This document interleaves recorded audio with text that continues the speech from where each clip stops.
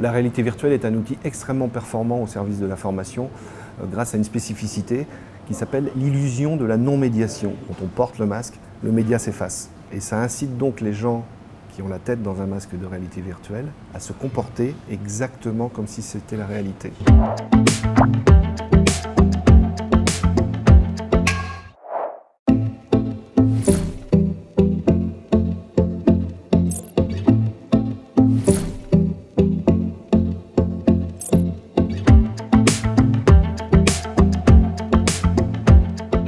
Alors ce partenariat Antilogie SNCF a commencé suite à une première conférence à laquelle j'ai participé avec Bertrand Animé sur la formation et les applications de la réalité virtuelle et tous les apports de la réalité virtuelle pour la formation. On s'est revus quelques semaines après. Oui, je me souviens que tu étais venu avec un groupe d'experts SNCF, experts AR et VR, dans le cadre d'une Learning Expedition où on avait creusé quelques sujets un peu pointus, dont notamment quel équilibre avoir entre le réalisme de la modélisation et le budget nécessaire pour arriver à ce réalisme-là. C'est ça. Toutes les semaines, on reçoit des nouvelles applications en VR au pavillon.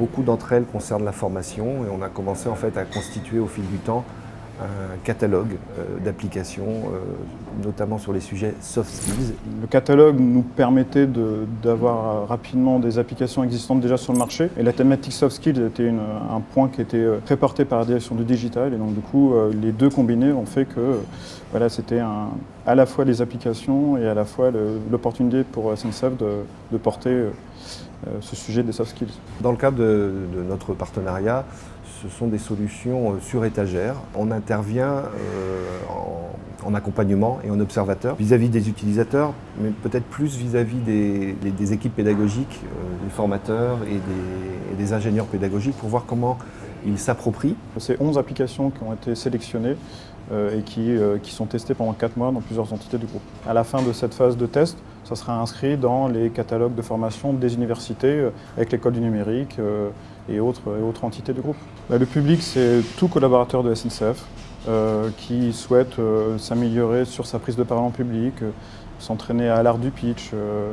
Il y a aussi des formations un peu plus techniques autour de la cybersécurité. Voilà, on a trouvé des applications qui sont ludiques et qui permettent d'aborder des sujets un peu techniques et qui, par les prismes classiques de la formation en présentiel, n'est pas toujours simple à aborder. Alors sur la formation prise de parole en public, ce qui se passe, c'est que ça s'inscrit vraiment dans un processus de formation complet. C'est-à-dire que la personne, avant son inscription, devra réfléchir à un thème qu'elle souhaite aborder pendant cette session. Elle est accueillie par une personne qui est un coach. Elle va mettre le casque, elle va se retrouver face à 200 personnes, elle va faire son pitch comme ça, comme elle pensait le faire.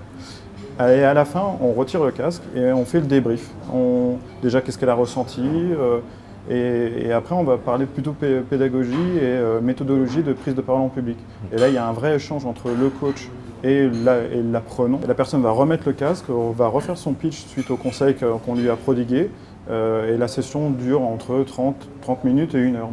Et le casque, au final, on l'a que 10 minutes sur la tête, grand maximum. Et ce qui se passe dans le casque, en fait, c'est quelque chose qui est impossible à faire dans un cadre pédagogique dans la vraie vie, c'est-à-dire s'adresser à une foule de 150 ou 200 personnes. D'autant plus que ce public est piloté par le coach, qui peut déclencher des réactions positives ou pas de la foule.